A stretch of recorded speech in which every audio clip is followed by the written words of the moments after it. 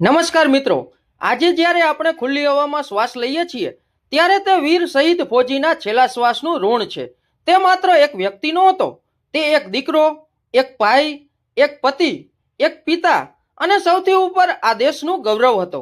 જ્યારે આપણે આપણા ઘરોમાં શાંતિથી સૂતા હતા ત્યારે તે બર્ફીલા શિખરો પર કે ધગધગતા રણમાં મૃત્યુ સાથે આંખો મેળવી રહ્યો હતો.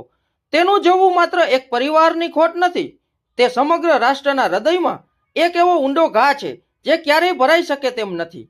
તેણે પોતાની યુવાની, પોતાના સપના અને પોતાનું બધું જ આ ત્રિરંગાની શાન માટે બલિદાન આપી દીધું. તેની શહાદત આપણને યાદ આવે છે કે આપણી આઝાદી કેટલી કિંમતી છે અને તેના રક્ષણ માટે તેણે કેટલો મૂલ્ય આપ્યો છે. જ્યાં સુધી આ દેશ રહેશે ત્યાં સુધી તે વીર સપૂતનું બલિદાન દરેક ભારતીયના હૃદયમાં અમર રહેશે. સત સત નમન. જય હિન્દ, જય જવાન.